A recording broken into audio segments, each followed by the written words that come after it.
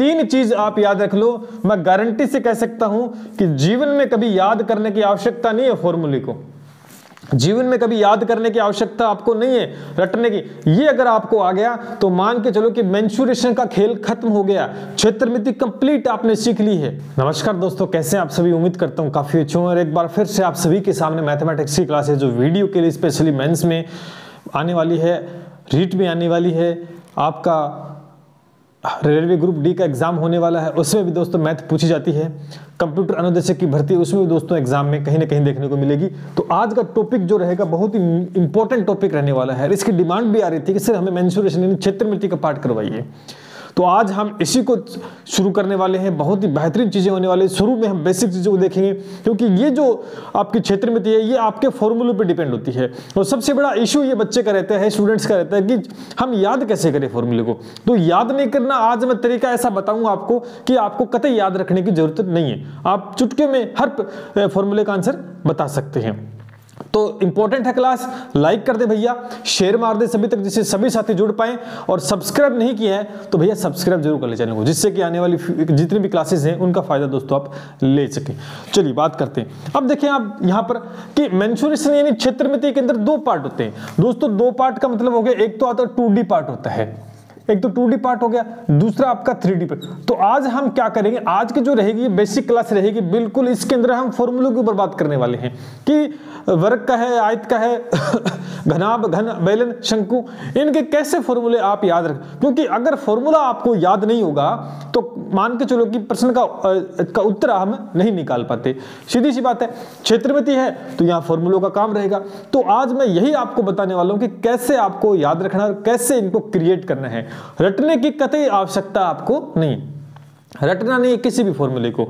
अब जैसे छोटे आयत के आपको याद हो सकते हैं, है ना, और वर्ग के आप याद कर लोगे। तो शुरू करते हैं। सबसे पहले सारे एक साथ लूंगा मैं, जिससे कि क्लास हम बेहतर ढंग से ले पाए। सारी बात आज हम करने वाले हैं। सबसे पहले अगर हम बात करें, सबसे पहले बात करें वर्ग की, अगर बात करते दोस्तों स्क्वायर की, अगर हम बात करें वर्ग क्या होता है कि ऐसे आकृति जिसकी चारों भुजाएं जो होती है all side are equal, all side are equal.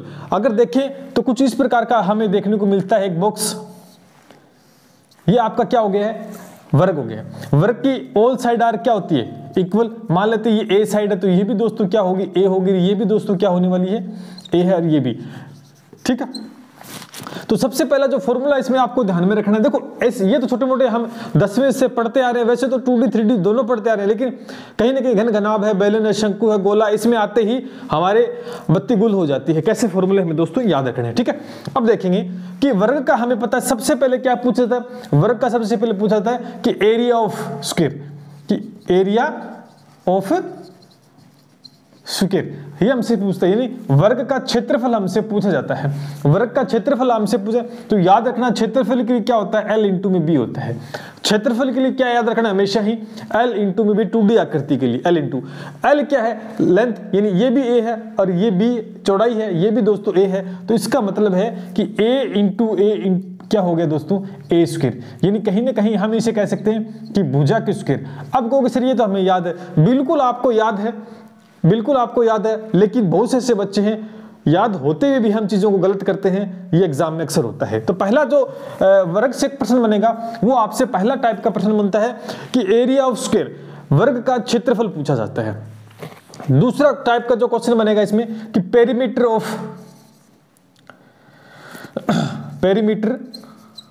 Of square, यानी वर्ग का परिमाप, वर्ग का परिमाप दोस्तों आपसे पूछा जाता है। दूसरा क्वेश्चन जो पूछा जाता है वर्ग का परिमाप। अब वर्ग का परिमाप का मतलब देखो हमें कंसेप्ट समझ, जैसे कि अब एरिया ऑफ स्क्वायर फॉर्मूला याद कर लिया कि भुजा स्क्वायर होता है। अरे भुजा स्क्वायर होता है, क्यों होता है, क्योंकि क्षेत्रफल में हमेशा L इंटू B, 2D जो आकृति होती है ना, उसमें लंबाई और चौड़ाई का मल्टीपल हम जब करते हैं तो स्क्वायर निकलता है। तो याद रखो L इंटू B। अब L इंटू B जो भी साइड है उसका स्क्वायर निकल जाता है मल्टीपल करते। दूसरा पेरीमीटर ऑफ स्क्वायर, कहने का मतलब वर्ग का परिमाप हमें निकालना है। तो परिमाप क्या मतलब क्या होता है कि जितने सम ऑफ ऑल साइड होती है, यानी कहने का मतलब जो भी आकृति आपको दे, यानी जरूरी नहीं कि वर्ग है, आयत, कोई सी भी आकृति आपको दे दे, तो परिमाप पेरीमीटर का मतलब दोस्तों ये होता है कि सम ऑफ ऑल साइड, कि सभी भुजाओं का हमें योग करना है। अब आप देखें कि परिमाप का मतलब क्या होता है कि सम ऑफ ऑल साइड, यानी सभी भुजाओं का योग का मतलब, तो सभी भुजा कितनी है, अगर वर्ग का निकल तो 4 भुजाएं हैं, तो 4 भुजाओं का योग करेंगे तो कितना आ जाएगा ए 4a, यानी ठीक है, तो यानी 4 गुणा में भुजा, ये इसका फॉर्मूला बन गया। आप देख सकते हैं, आप फॉर्मूला याद रखने की जरूरत नहीं है कि वर्ग के परिमाप का फॉर्मूला क्या होता है, नहीं, याद नहीं रखना, सीधा दिमाग में क्या आएगा कि क्या पूछ रहा है, परिमाप दिमाग में आते कि जो भी आकृति सामने है उन सभी भुजाओं का योग कर दो, उसका परिमाप आ जाएगा। ठीक। तीसरा इसमें क्या पूछा जाएगा, तीसरा इसमें दोस्तों पूछा जाएगा कि इसका पहला टाइप का ये प्रश्न बनेगा, दूसरा ये बनेगा, तीसरा पूछेगा इसका विकिरण, डायगोनल ऑफ स्क्वायर पूछता है, डायगोनल ऑफ स्क्वायर यानी वर्ग का विकिरण आपसे पूछेगा।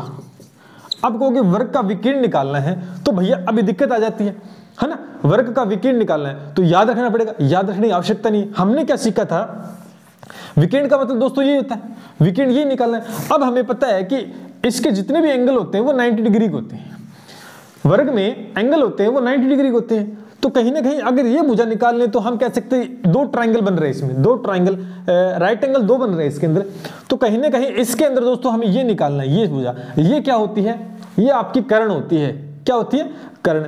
ये लंब होता है, ये आधार होता है, ये कर्ण। अब आप निकाल सकते हैं कि कर्ण हमें निकालना है, तो हम क्या करते हैं, पाइथागोरस प्रमेय में क्या कहती है कि लंब का स्क्वायर प्लस में आधार का स्क्वायर बराबर में कर्ण का स्क्वायर। तो कर्ण निकालना है, तो ये कर्ण निकालना है तो अंडररूट चला जाएगा, इसका स्क्वायर जोड़ देंगे तो ये हो जाएगा 2a स्क्वायर, यानी क्या आ गया, रूट 2a। ए स्क्वायर था, स्क्वायर से रूट हट गया, ए बाहर आ गया, रूट किसके ऊपर आ गया, 2 के ऊपर।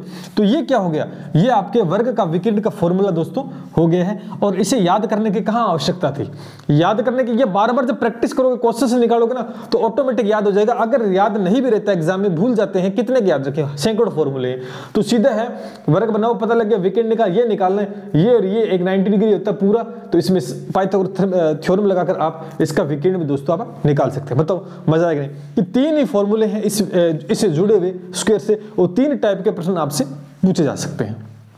अब हम बात करते हैं आयत की, तो इसको नोट करें। अब हम बात करेंगे दोस्तों रेक्टेंगल की, यानी आयत की बात करेंगे। ये आपके सामने में आयत है, रेक्टेंगल, ABCD 4 भुजाएं हैं। आयत में भी हमें जिस प्रकार वर्ग में हमने देखा कि 3 चीजें पूछी जाएगी, उसी प्रकार आयत में भी दोस्तों एरिया ऑफ रेक्टेंगल, आयत का क्षेत्रफल, पेरीमीटर ऑफ रेक्टेंगल यानी आयत का परिमाप, और तीसरा डायगोनल ऑफ रेक्टेंगल रेक्टेंगल, तो आयत का विकिरण। अब तीनों फॉर्मूले हमें याद रखने की आवश्यकता नहीं, मैंने सिखाया कि सबसे पहले एरिया निकालना है, तो एरिया में हमें क्या ध्यान रखना है, L लंबाई और चौड़ाई का मल्टीपल, तो इसका क्या हो जाएगा, L इंटू में B, ये होता है। अब L कितना है, अब ये जो भी है AB मान लो, इसको मान लेते हैं, इसको L ही मानते हैं क्योंकि इसका फॉर्मूला इसी से बन जाएगा, ये लंबाई हो गई है और ये इसकी चौड़ाई हो गई है, तो इसका फॉर्मूला ये बन गया, लंबाई इंटू में चौड़ाई, ठीक है, L इंटू में B, L इंटू B, या हिंदी में आप लंबाई इंटू चौड़ाई लिख सकते हैं। बताओ मजा आएगा नहीं, यानी 2 साइड का मल्टीपल ही हमें करना है इसके अंदर, क्योंकि इसमें अपोजिट 2 साइड क्या होती है, इक्वल होती है। अपोजिट 2 साइड क्या होती है, इसमें इक्वल होती है, और प्रत्येक एंगल इसमें 90 डिग्री का होता है। अब आयत का परिमाप, अभी मैंने सीखा है आयत का परिमाप, फॉर्मूला याद रखने की जरूरत आपको नहीं है। क्या होता है कि परिमाप का मतलब, पेरीमीटर का मतलब sum of all side. Sum of all side का देखते हैं तो दोस्तों अगर ये L है और ये B है, तो दोस्तों ये भी L होगी, क्योंकि अपोजिट साइड R इक्वल होती है इसमें रेक्टेंगल के अंदर। यानी कितने L है, 2 L है और 2 ही B इसमें, तो इसमें कितना हो गया, आप कहेंगे 2 कॉमन लेके मैं इसको L प्लस में B लिख सकता हूँ ना, 2 प्लस कॉमन लेके इसमें L प्लस, क्योंकि 2L प्लस 2B हो गया। यानी सीधा परिमाप का फॉर्मूला याद न रखें, सीधा सम ऑफ ऑल साइड, सभी साइड्स को आप क्या कर देंगे, सम कर देंगे, आपका आंसर परिमाप के रूप में आ जाएगा। अभी आयत का विकिरण का, अब इसका फॉर्मूला याद रखने की आवश्यकता नहीं, मैंने अभी सिखाया कि ये दोस्तों क्या होता है, ये दोस्तों आपका विकिरण होता है, ये 90 डिग्री का है, ये विकिरण ये निकालना है, तो ये कर्ण हो गया एक तरीके से। पाइथागोरस थ्योरम जैसे वर्ग में हमने लगाया, वैसे ही दोस्तों इसमें लगाएंगे, तो ये क्या होता है, रूट आएगा इधर, क्योंकि कर्ण निकालना है तो रूट आएगा। क्या चाहिए, लंबाई का स्क्वायर प्लस में क्या चाहिए, चौड़ाई का स्क्वायर, ये लीजिए इसका आंसर इस प्रकार से L² प्लस में B²। ये दोस्तों इसका डायगोनली विकर्ण, आप आयत का विकर्ण का फॉर्मूला इस प्रकार से याद रख सकते हैं। अब रटने की आवश्यकता नहीं, मुझे पता है आप ये याद रख लोगे ये, लेकिन कई बार विकर्ण का फॉर्मूला याद नहीं, दिमाग से निकल जाता है, तो याद कोई सा भी नहीं रखना आपको, सीधा इसमें पाइथागोरस थ्योरम लगाई, क्योंकि पता 90 डिग्री एंगल होते हैं और पाइथागोरस थ्योरम से हम विकर्ण ये साइड निकाल सकते हैं, इन दोनों का वर्ग करके प्लस कर देंगे अंडर के अंदर, हो गया खान खत्म। ये आयत का हो गया। अब वर्ग और आयत का आप देखना। अब हम देखते हैं घन और घनाभ का देखते हैं, जो कि मोस्ट इंपॉर्टेंट है, उसके फॉर्मूले बहुत ज्यादा काम आने वाले हैं, तो उनको भी याद रखने का नहीं है, एक तरीका, सारा खेल खत्म हो जाएगा। चलिए नोट करें इसको। अब बात करने वाले जो कि महत्वपूर्ण आप सभी के लिए दोस्तों, आप सभी की डिमांड आती है कि सर इनके फॉर्मूले हमें याद नहीं रहते हैं, तो मैं कहता हूं कि याद रखने की आवश्यकता नहीं है, याद रखने की आपको कतई दोस्तों आवश्यकता यहां पर नहीं है, सिर्फ कंसेप्ट समझना है। अब देखो, जब घन, घनाभ, बेलन, शंकु, गोला, अब इनके फॉर्मूले अगर आपको याद हो जाएंगे, रटोगे, तो कहीं ना कहीं परेशानी आएंगी, आप भूलोगे। लेकिन एक कंसेप्ट सिखाता हूं जिससे कि कोई भी फॉर्मूला आप क्रिएट कर सकते हो विद इन 1 या 2 सेकंड के अंदर, ठीक है। इसीलिए क्लास महत्वपूर्ण है, यहां रटाया नहीं जाता दोस्तों, सिखाया जाता है कि कोई चीज का तोड़ अगर नहीं मिलता आपको, तो आप मेरे पास आए, वहां आपको तोड़ दोस्तों मिलेगा। अब जैसे बेलन का अगर आपको आता तो शंकु, गोला आराम से इनके सिमिलर दोस्तों हैं, लेकिन हमें क्रिएट कैसे करने हैं वो सीखें। अब देखो, सबसे पहले 3 चीज आपको बात ध्यान रखनी है। पहली बात आपको ध्यान रखनी है, शॉर्ट है CSA, इसका मतलब होता है curved surface area, surface area, इसका मतलब होता है CSA का मतलब होता है कर्व्ड सरफेस एरिया, या इसे हिंदी में हम बोलते हैं वक्र पृष्ठीय क्षेत्रफल। अब सुनिए, वक्र पृष्ठीय क्षेत्रफल। अब एक दूसरा नाम इसी में याद रखना, L, दोनों चीज एक ही है, LSA, इसको बोलते हैं लेटरल सरफेस एरिया, यानी हिंदी में दोस्तों इसको बोलते हैं पार्श्व पृष्ठीय क्षेत्रफल। अब ये दोनों नाम देखो, दोनों एक ही चीज है, लेकिन जब हम घन और घनाभ की बात करेंगे तब इस का यूज करेंगे कि लिटरल सरफेस एरिया, पार्श्व पृष्ठीय क्षेत्रफल नाम लेंगे। और जब हम बेलन की बात करेंगे तो कर्व्ड यानी वक्र पृष्ठ किसमें होता है, वक्र पृष्ठ, बेलन में वक्र पृष्ठ होता है, घन घनाभ में वक्र नहीं होता, इसलिए हम इस शब्द का यूज करें। अब जब भी हमें, अब सुनना मेरी बात को, कि हमें फॉर्मूला नहीं रखना कि घनाभ पूछ रहा है कि घन पूछ रहा है, ये ध्यान में नहीं रखना। हमें इतना ध्यान रखना है कि हमें प्रश्न में पूछा क्या जा रहा है, पेपर में आपसे पूछेगा कि कोई भी आकृति दे देगा, कह रहा कि उसका वक्र पृष्ठीय क्षेत्रफल निकालो, या बोलेगा उसका पार्श्व पृष्ठीय क्षेत्रफल आपको निकालना है। कौन सा, वक्र पृष्ठ का क्षेत्रफल आपको निकालना है या पार्श्व पृष्ठीय, दोनों एक ही चीज है। ये घन घनाभ के लिए प्रयोग होगा, ये बेलन के लिए प्रयोग होगा। जब भी आपसे इन 2 चीजों का जिक्र हो, या तो पूछेगा वक्र पृष्ठीय क्षेत्रफल या आपसे ये पूछे, दोनों एक ही चीज। तो आपको याद इतने रखना है कि जब भी ये दोनों चीज निकालनी है तो क्या करना आपको पेरीमीटर ऑफ बेस इनटू में हाइट। पेरीमीटर देखो मैं लिख देता हूं, पेरीमीटर ऑफ बेस, इसका मतलब होता है आधार का परिमाप, आधार का परिमाप। अब सुनना मेरी बात को, ये चीज बहुत काम की, गुणा में आपको करना है हाइट यानी ऊंचाई। बताओ हो जाएगा इतना? कब याद रखना है कि जब भी आपको पूछे, अभी मैं आपको फॉर्मूले क्रिएट करके भी बताऊंगा, अभी जो चीज याद रखनी है कि जब भी आपसे पूछे कि CSA कर्व्ड सरफेस एरिया, मैं जब CSA लिखो तो समझना कर्व्ड सरफेस एरिया यानी वक्र पृष्ठीय क्षेत्रफल निकालना है, या LSA लिटरल सरफेस एरिया का मतलब हो गया पार्श्व पृष्ठीय क्षेत्रफल, यानी पेरीमीटर ऑफ बेस, यानी हिंदी में बोलेंगे आधार का परिमाप। अब देखो आधार का मतलब कोई भी आकृति आपको देगा तो उसका आधार देखेंगे, उसका आधार अगर नीचे से सर्किल है तो सर्किल का परिमाप का मतलब जोड़ देंगे, कोई और आकृति वर्ग है तो वर्ग का परिमाप निकाल लेंगे। परिमाप तो आप समझ गए, मैंने बताया कि कोई भी आकृति है उसके सभी भुजाओं का योग हम कर देंगे। अब आकृति देखेंगे और उसका आधार देख लेंगे क्या है, जैसा आधार, जिस प्रकार की आकृति का आधार है बस हमें वही करना है। हाइट का मतलब आपको पता है ऊंचाई, तो यानी जब ये पेपर में पूछेगा तो इतना ही निकाल, ये फॉर्मूला आपको ध्यान रखना है कि आधार का परिमाप गुणा में ऊंचाई, आपका फॉर्मूला तुरंत प्रभाव से क्रिएट हो जाएगा। ठीक है, अब दूसरी चीज आपसे पूछेगा टोटल सरफेस एरिया, TSA, इसका मतलब होता है टोटल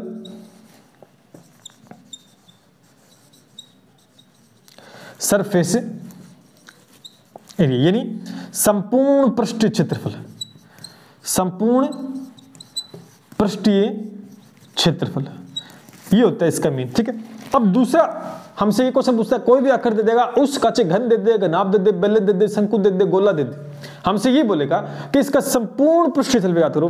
तो अब भाई फॉर्मूला याद करने में, रटने में क्यों टाइम वेस्ट करें, इसका ये होगा, इसका वो होगा। अपने के दिमाग में एक ही रखना है कि जब संपूर्ण पृष्ठीय क्षेत्रफल आपसे पूछ रहा है तो इसका मतलब हमें क्या बताना है, इसका मतलब हमें वक्र पृष्ठ का तो पता लग ही गया, उस आकृति का वक्र पृष्ठ। अब देखो मैं एक चीज समझाऊं, वक्र पृष्ठ क्या होता है।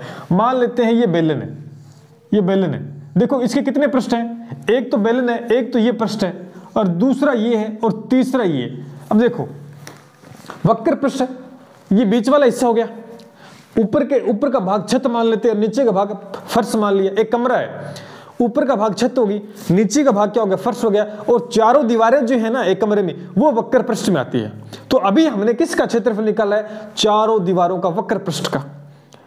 अब जब संपूर्ण निकालना है, उस कमरे का संपूर्ण का निकालना है, तो भाई छत भी बच गई है ऊपर और नीचे फर्श भी बच गया, तो ये दोनों भी हमें जोड़नी पड़ेगी, दोनों भी जोड़नी पड़ेगी। इसका मतलब है कि संपूर्ण पृष्ठ में ये तो आएगा ही आएगा, यानी CSA प्लस।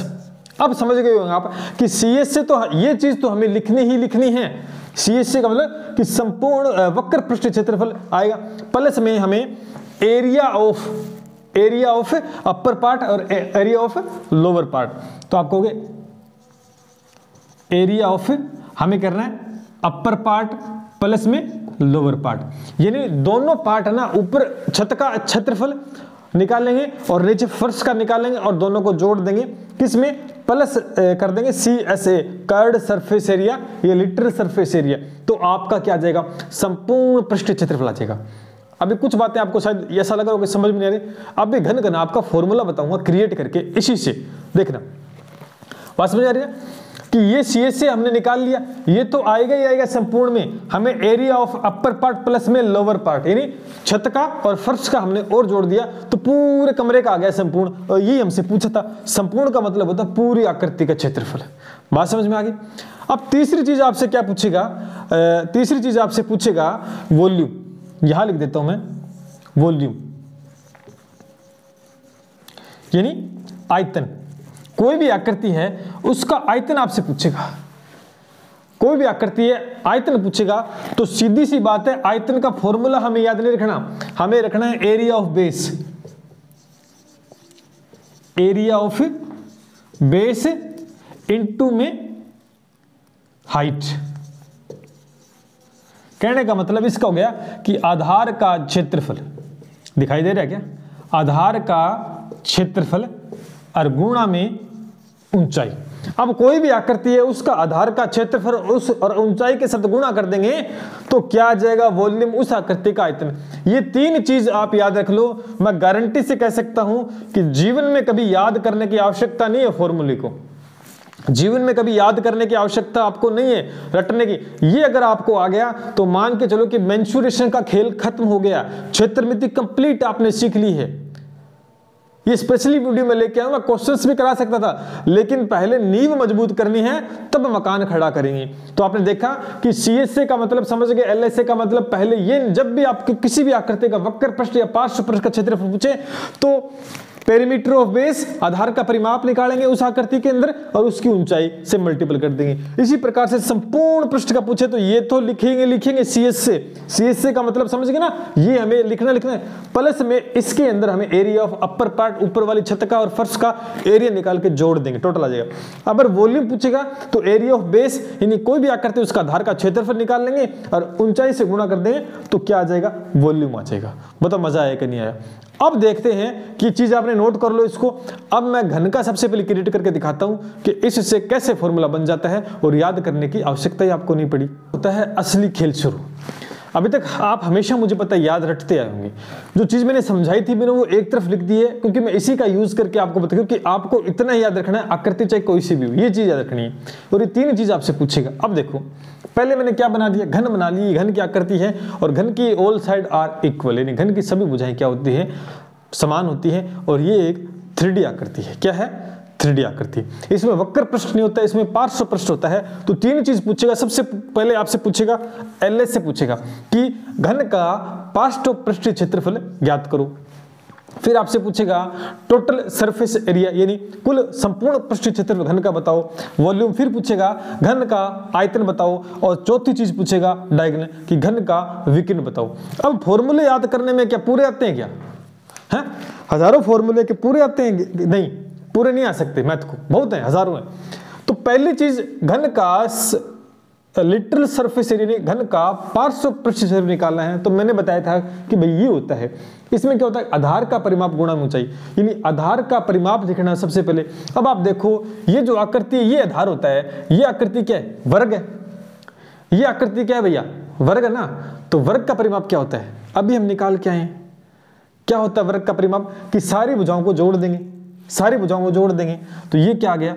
4 गुणा में a, सारी भुजाओं को जोड़ दिया। फिर गुणा में क्या करना है? ऊंचाई। गुणा में क्या करना है? ऊंचाई।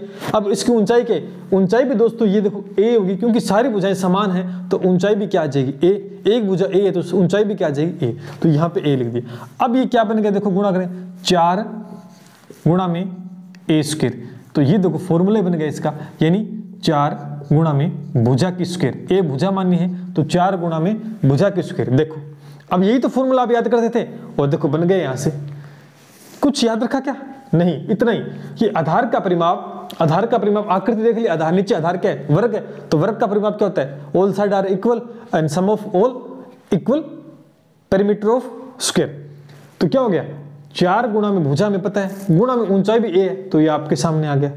अच्छा लगा ना? अब देखो टोटल सरफेस एरिया, जब टोटल निकालना तो CS से, ये तो लिखेंगे। अब CS से लिखेंगे तो भैया CS से देखो ये आ गया, CS आ गया, ये लिख देंगे। तो ये लिख दिया मैंने 4 गुणा में a स्क्वायर। ये तो लिखना ना। देखो इसके हिसाब से प्लस में क्या करना है? प्लस में करना है एरिया ऑफ लोअर पार्ट, मतलब फर्श का क्षेत्रफल। अब आप घन में देखोगे तो ये फर्श हो गया, ये छत होगी। तो फर्श किस आकृति का है? वर्ग की आकृति का है ना?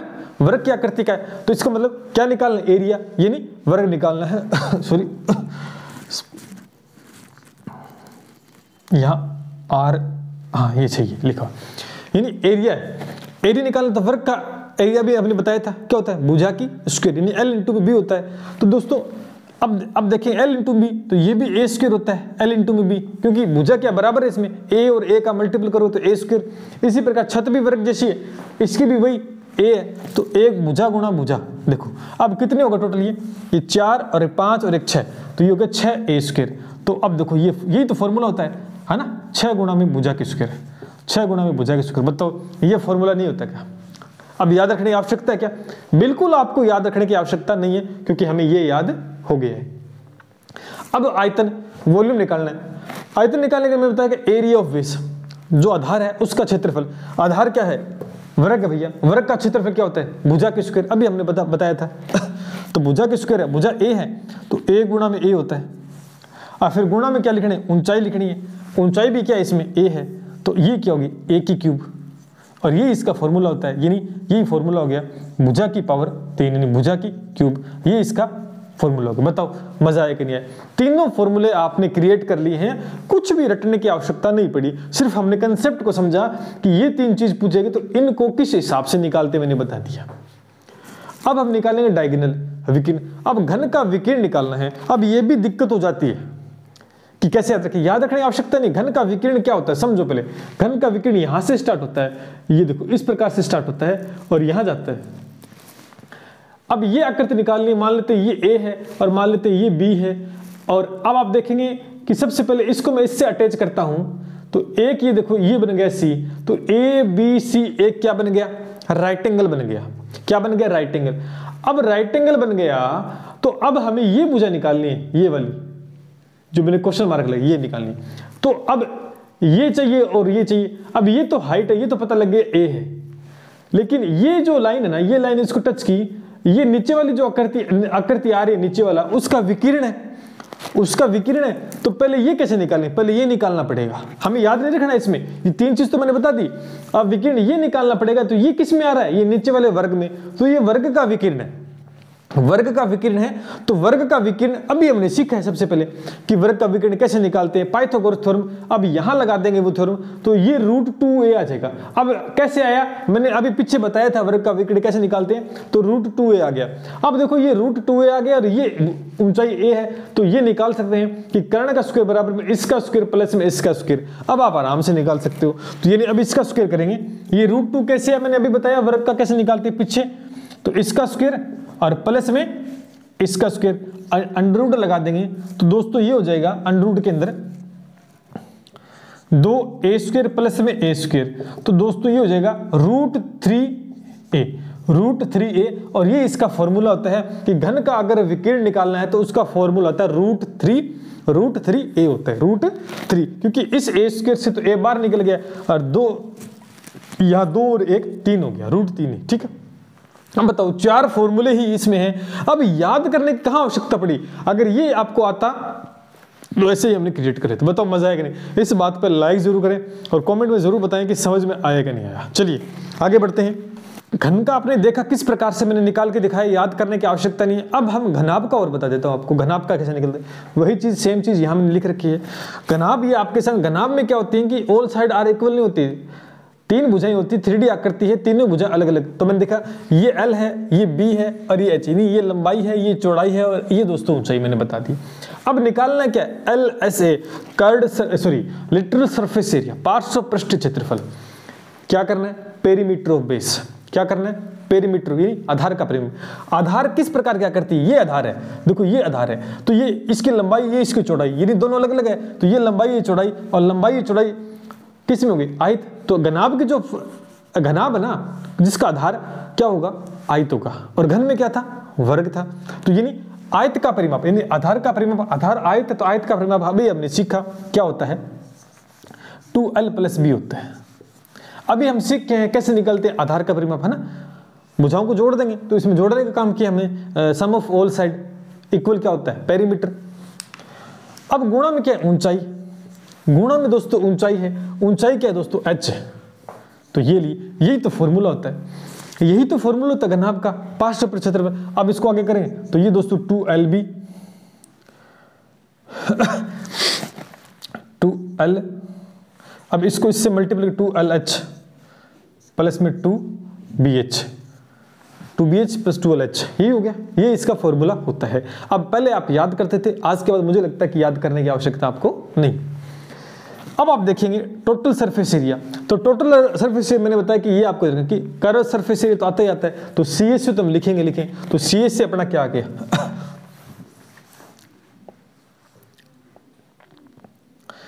2lb।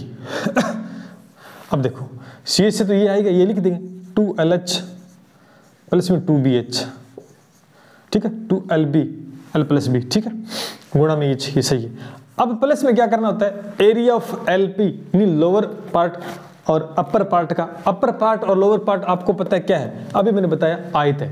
तो आयत का एरिया निकालना है। आयत का एरिया क्या होता है, L × B प्लस में L × B, यही आएगा, ठीक है।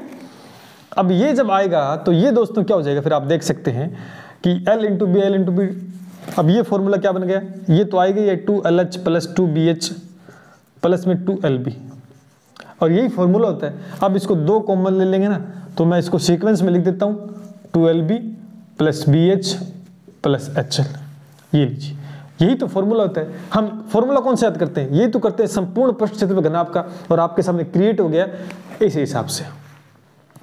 अब याद करने की मुझे लगता है कहीं भी दिक्कत नहीं आएगी। इसी प्रकार वॉल्यूम का निकालना, आयतन निकालना, तो आयतन में एरिया ऑफ बेस, बेस है, आधार है, उसका क्षेत्रफल, आधार का क्षेत्रफल आयत, तो क्षेत्रफल क्या होता है इसका, अगर निकालते हैं यहाँ तो L × B और गुणा में ऊंचाई, तो LBH, यही दोस्तों इसका फॉर्मूला होता है, लंबाई गुणा में ऊंचाई गुणा में, लंबाई गुणा में चौड़ाई गुणा में ऊंचाई, LBH। देखो कितनी आसानी से आपने फॉर्मूले याद करना सीख लिया, कितनी आसानी से दोस्तों आपने फॉर्मूले याद करना सीख लिया, मतलब रटना नहीं है।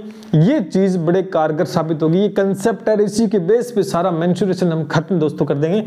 मैं याद नहीं रखता इन चीजों को, क्योंकि याद कितना कर रखोगे आप, याद रखना बिल्कुल पॉसिबल नहीं है, ठीक है। अब इसका डायगोनल, इसका विकिरण निकालना है। क्या निकालना है, इसका विकिरण निकालना है। तो वही तरीका, वही तरीका हम यूज करेंगे कि भाई इसका विकिरण यही होता है, इसका विकिरण यही होता है कि नहीं होता। तो ये निकालने के लिए सबसे पहले हमें इसकी आवश्यकता पड़ेगी, इस भुजा की आवश्यकता पड़ेगी, और इस भुजा में ये L है तो ये दोस्तों क्या होता है, B होता है। ये B होता है तो ये क्या निकल के आता है, ये निकल के आता है L² प्लस में B²। क्यों? क्योंकि ये आयत और आयत का विकिरण हमने अब भी निकाल कर आए हैं, √L² प्लस में B² निकाल के आए हैं। ठीक है, और ये फिर दोस्तों आपके सामने H आ गया, ये हाइट है क्योंकि ये हाइट, ये भी हाइट। अब ये निकालनी, अब आप आराम से निकाल सकते हो कि इसका स्क्वायर दिखाई दे रहा है आपको क्या, इसका स्क्वायर करेंगे तो ये हट जाएगा तो L² प्लस में B² बचेगा। इसका स्क्वायर करेंगे तो ये हो गया H² और ऊपर रूट आ जाएगा L, हो गया फॉर्मूला क्रिएट हो गया। L² plus B² plus S², ऊपर में रूट होता है, वो घनाभ का विकिरण दोस्तों होता है। बताओ मजा आया कि नहीं आया? यानी जो चीज मैं आपको सिखा रहा हूं ना, ये आपकी पूरी लाइफ में काम आने वाली है। जहां पे भी आप मेंस्ट्रुएशन करोगे ना, तो ये चीज बस जीवन में याद रखना, जो मैंने कंसेप्ट सिखाया, इसके बेस पर आप मेंस्ट्रुएशन का कोई भी फॉर्मूला दोस्तों बना सकते हो। सिर्फ उनकी प्रॉपर्टीज आपको ध्यान रखनी है। नोट करें इसको, आगे बढ़ते हैं। लो जी भैया, आप करते हैं बेलन यानी सिलेंडर। तो आज तक आप फॉर्मूले फिर से याद करते आ रहे हो ना।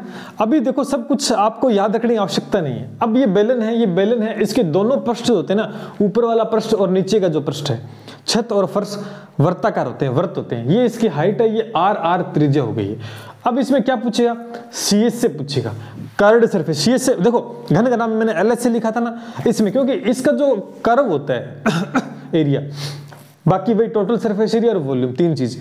अब देखो कि कर्ड सरफेस एरिया वही आधार का परिमाप गुणा में ऊंचाई। अब आधार क्या है, आधार वृत्त है, तो वृत्त का परिमाप होता है कि ऑल साइड, नहीं sorry, sum of all side. वृत्त में क्या होती है, एक ही साइड होती है, चारों तरफ जुड़ी होती है, उसको क्या बोलते हैं, परिधि। तो परिमाप क्या हो गया, वृत्त का परिमाप क्या हो गया, इसका मतलब आधार क्या है, वृत्त है, और वृत्त का परिमाप 2πr। तो 2πr गुणा में क्या है, ऊंचाई। ऊंचाई कितनी, h है। और ये लीजिए भैया, इसका फॉर्मूला ही बन गया। बताओ कुछ याद रखना पड़ा, नहीं ना। चलिए आगे देखो, टोटल सरफेस एरिया, तो उसमें प्लस CS से तो लेना पड़ेगा, तो इसका मतलब ये तो लेना ही पड़ेगा, तो ये हमने लिख लिया ज्यों का त्यों। प्लस करना है एरिया ऑफ लोअर पार्ट और अपर पार्ट का।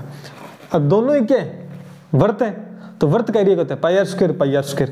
तो ये हो गया πr² प्लस में πr², तो ये बन गया 2πrh प्लस में 2πr², और ये इसका फॉर्मूला होता है ना। इनको जोड़ेंगे तो 2πr², अब कॉमन ले लो 2π, तो 2πr प्लस h, ये फॉर्मूला होता है इसका। वॉल्यूम में क्या है, याद रखो, एरिया ऑफ बेस, एरिया क्या है नीचा, इसका हो गया πr² गुणा में ऊंचाई है, तो h लगा दो, ये लो πr²h, ये इसका हो गया है आपके सामने, क्या है, πr²h आयतन। बताओ कहाँ याद रखना पड़ा। इसी प्रकार से आप शंकु का निकाल सकते हो, इसी प्रकार से आप गोले का निकाल सकते हो। अभी मैं सिखाऊंगा, ऐसी बात नहीं, आगे जैसे से। तो आपने क्या देखा, आज की क्लास में हमने वर्ग और आयत का सीखा, घन घनाभ और बेलन का सीखा। अब इनसे जुड़े हुए हम क्वेश्चंस करेंगे नेक्स्ट क्लास के अंदर, और ये जब शंकु गोले तक पहुंचेंगे ना, तब तक दोस्तों ये चीजें आपकी क्लियर हो जाएंगी सारी। क्यों? क्योंकि हम क्वेश्चन में बार बार इन चीजों का प्रयोग करेंगे, रटेंगे नहीं, कुछ कंसेप्ट समझ लिया तो बाद में दोस्तों ये आराम से आपकी याद हो जाएंगे। अब इनको बताने की मुझे लगता है आवश्यकता नहीं, क्योंकि मैंने बता दिया कि कैसे निकलते हैं। इनका प्रयोग करके आप आराम से निकाल सकते हो। ठीक है, तो ये आज की क्लास खत्म होती है, मैथमेटिक्स की पहली क्लास, जो कि फॉर्मूला कैसे याद रखते हैं, कैसे निकालते हैं, क्या कंसेप्ट होता है, ये आपने सीखा। मुझे उम्मीद है कि आज के बाद आप कभी भी रटोगे नहीं इन चीज़ों को, सिर्फ इस चीज़ का आप फॉर्मेट अपने दिमाग में बैठा लेना, सारा खेल खत्म हो जाएगा। तो भैया लाइक कर दें, इतनी बढ़िया क्लास के लिए लाइक जरूर करें, शेयर जरूर करें, सब्सक्राइब नहीं किया तो सब्सक्राइब जरूर करें। चलिए दोस्तों, फिर मिलते हैं, नेक्स्ट क्लास में मुलाकात होती है। कल है संडे, तो कल क्लास दोस्तों नहीं होगी, एक दिन आराम करेंगे थोड़ा सा, और मंडे को होगी नेक्स्ट क्लास। तब तक के लिए दोस्तों जय हिंद और जय